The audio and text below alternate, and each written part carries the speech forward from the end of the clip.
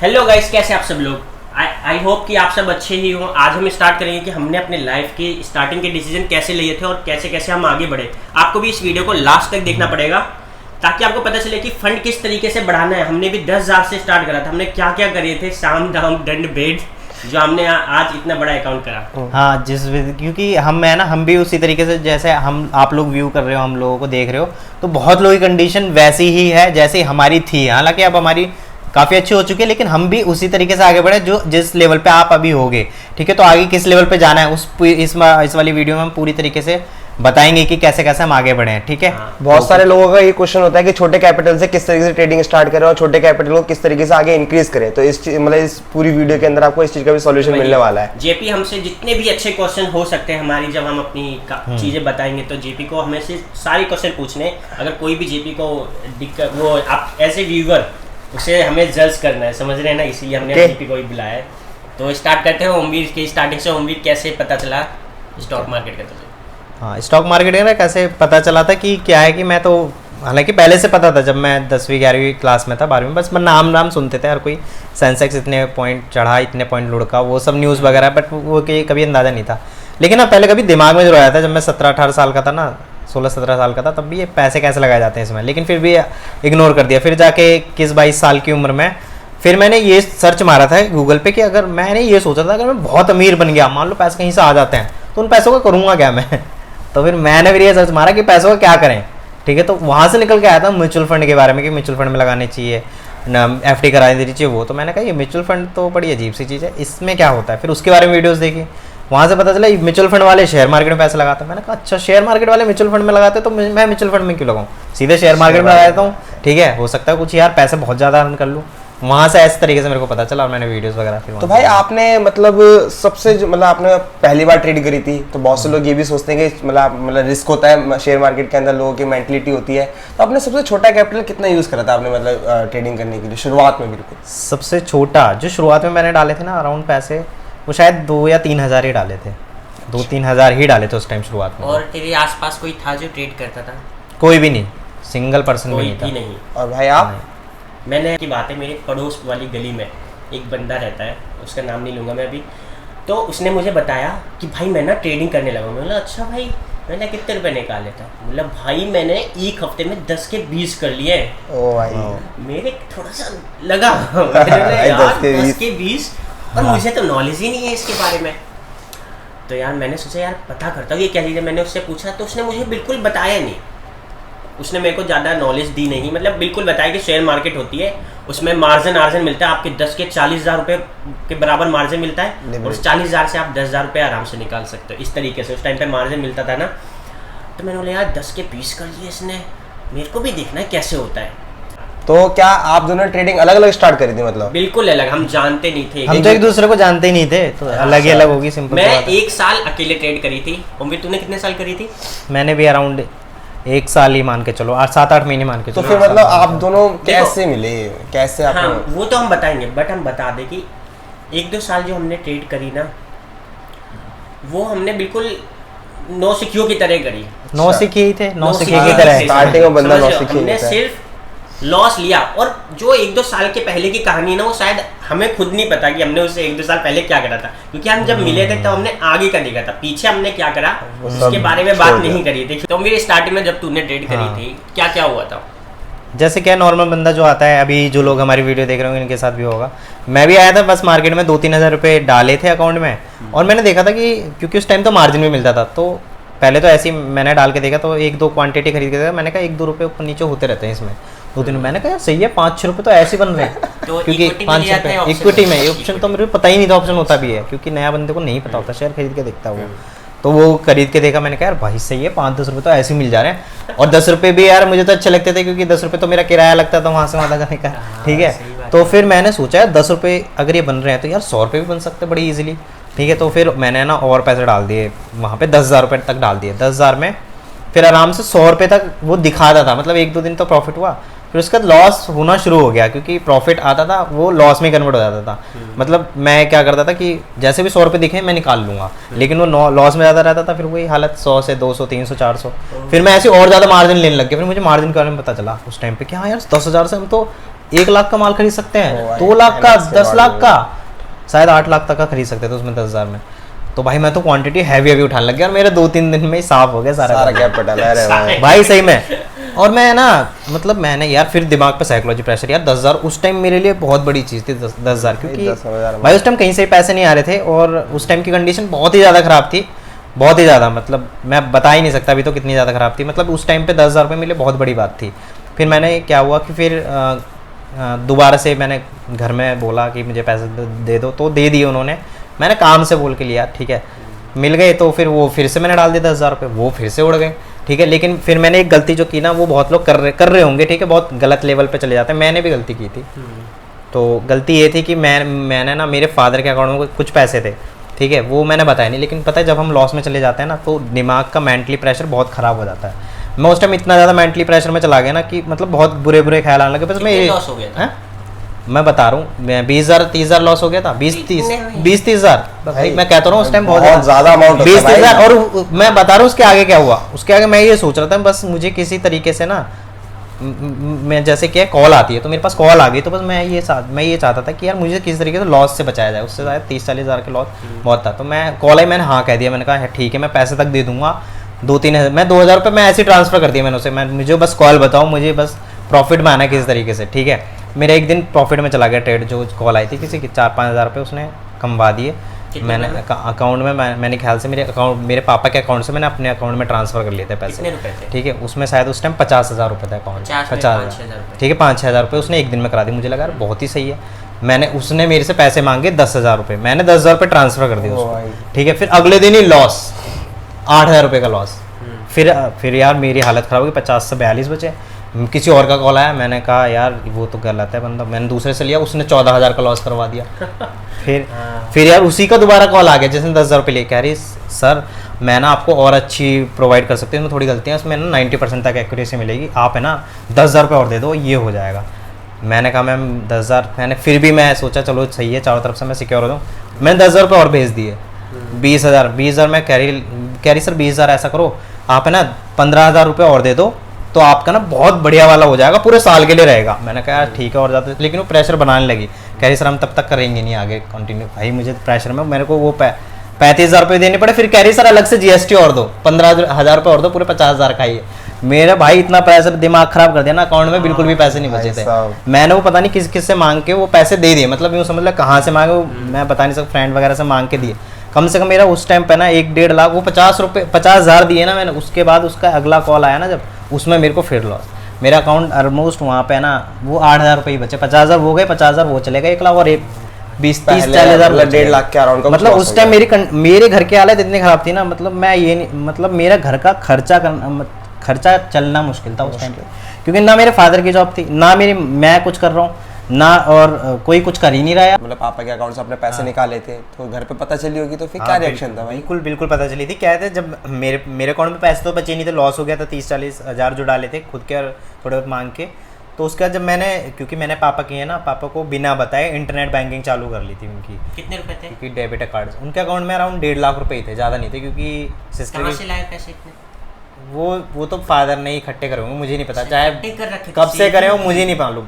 लेकिन उनके अकाउंट में मैंने देखा तो 1.445, मतलब 1.5 लाख रुपए के आसपास मान के चलो, सिस्टर की शादी के लिए शायद इकट्ठे कर रखे, लेकिन फिर भी देखो कितने कम पैसे थे। लेकिन यार उस टाइम है ना, मैं इतना ज़्यादा प्रेशर में चला, क्योंकि पैसे जा चुके ऑलरेडी 30-40 हज़ार। तो मेरे अंदर दिमाग में ये था कहीं ना कहीं से मैं रिकवर कर लूँ उन पैसों को, क्योंकि हालत इतनी ख़राब थी ना, 10,000 जिसके लिए बहुत, 30-40 हज़ार चले गए, रिकवर हो जाए बस, कैसे भी हो जाए, ये कंडीशन उस टाइम थी।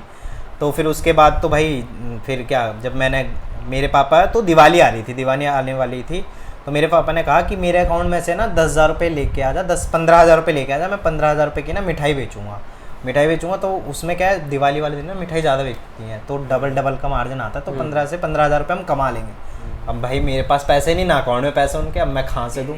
अब मेरे पास कोई चारा ही नहीं बचा, मतलब कहीं से मुझे दिखाई को, और पैसे भी कोई अब किससे मांगता। तो भाई मैंने फिर मम्मी और पापा को दोनों को बता दिया कि आपके अकाउंट में पैसे हैं नहीं, और मैं 50,000 रुपये वहाँ उसको दे चुका हूँ।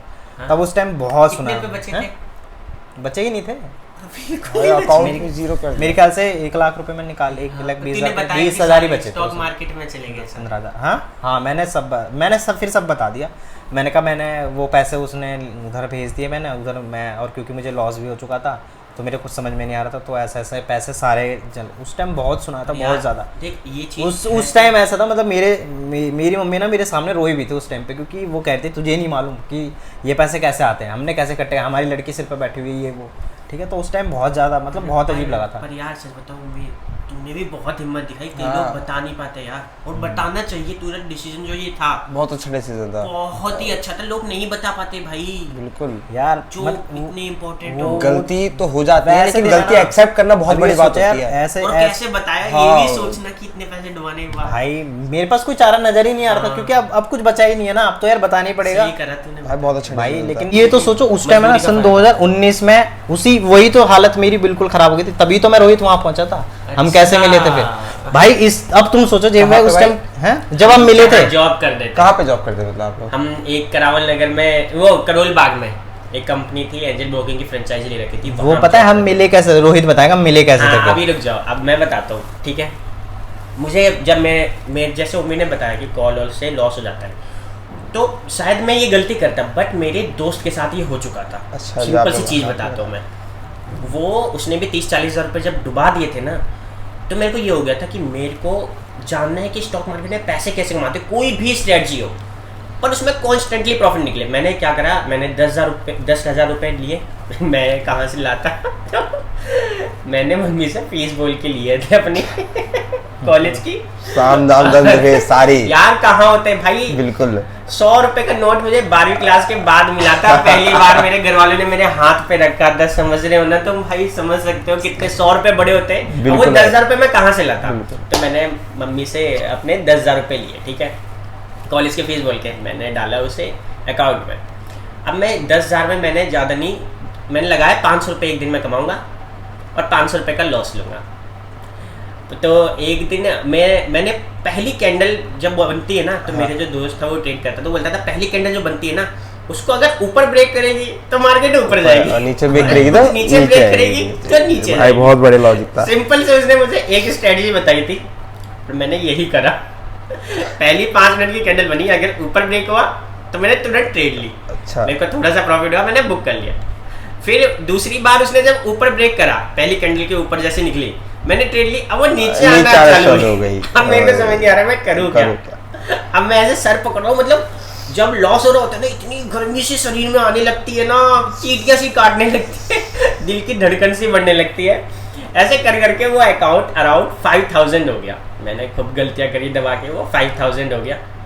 अब मैंने बोला यार करूँ क्या, मेरे को समझ नहीं आ रहा। मैंने बोला यार ये ऐसे नहीं चलेगा काम। मैं डॉलर में ही करता था, उसमें रिस्क बहुत कम होता था, क्योंकि ऑप्शन की तरह उसमें टाइम डिके होता नहीं।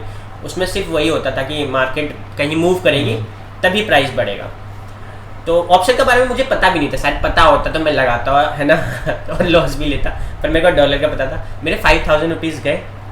फिर मैंने बोला यार ऐसे तो नहीं चलेगा जैसे मैं कर रहा हूँ, ये कोई मतलब नहीं बनता। एक कैंडल पे मैं ट्रेड ले रहा हूँ, एक कैंडल से सारी चीज़ें जज कर रहा हूँ, इतना आसान होता तो हर कोई प्रॉफिट निकाल लेगा। सही बात है। तो मैंने बोला यार मुझे नॉलेज गेन करनी, मेरे को कहीं पे काम करना पड़ेगा, जो स्टॉक मार्केट की कंपनी हो। मेरा भाई था, मेरे भाई बैंक में जॉब करता था, वो बोल रहा था सीएम तू ना बैंक में जॉब तेरी लगवा देता और आराम से 15-16 हज़ार रुपये सैलरी मिल जाएगी। बोला मैं जॉब नहीं करूँगा, मेरा मन भी नहीं था जॉब करने का, है ना।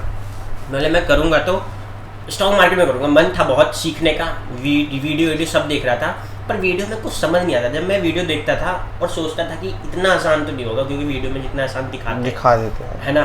तो मैं बैक टेस्ट करता था, उन्हीं स्ट्रेटजी में लॉस ही लॉस मिलता था, क्योंकि हर स्ट्रेटजी हर मार्केट में चलती नहीं है। तो इस तरीके से मैंने करा। फिर ओमवीर और मैं मिले थे गुड़गांव में, मैं जॉब करने के लिए गया था एक, है ना, ऐसी पता करने। तो ओमवीर में वहाँ मिले। तो ओमवीर उस टाइम पे मैंने ओमवीर से बोला, जॉब करने ढूंढने गया था, ओमवीर वहाँ पे जॉब कर रहा था। मैंने बोला ओमवीर भाई तू क्या कर रहा है? तो ओमवीर बोल रहा यार मैं रेगुलर बीटेक कर रहा था। ओमवीर ने मुझे बताया पढ़ा लिखा तो है ही ओमवीर काफ़ी अच्छी। तो ओमवीर ने मेरे को बोला मैं ना जोमेटो से, अभी मेरे को इतनी पैसों की ज़रूरत है, मैं साइकिल से जोमेटो की जॉब कर रहा हूँ। साइकिल से चलाता था, मैं घर में पढ़ रही थी। अब मुझे तो नहीं पता था कि ये बंदा इतना पढ़ा लिखा है, इसे इतनी पैसों की जरूरत है कि इसे अभी जॉब नहीं मिली, तो इसने साइकिल से जोमेटो की जॉब मारने लगा।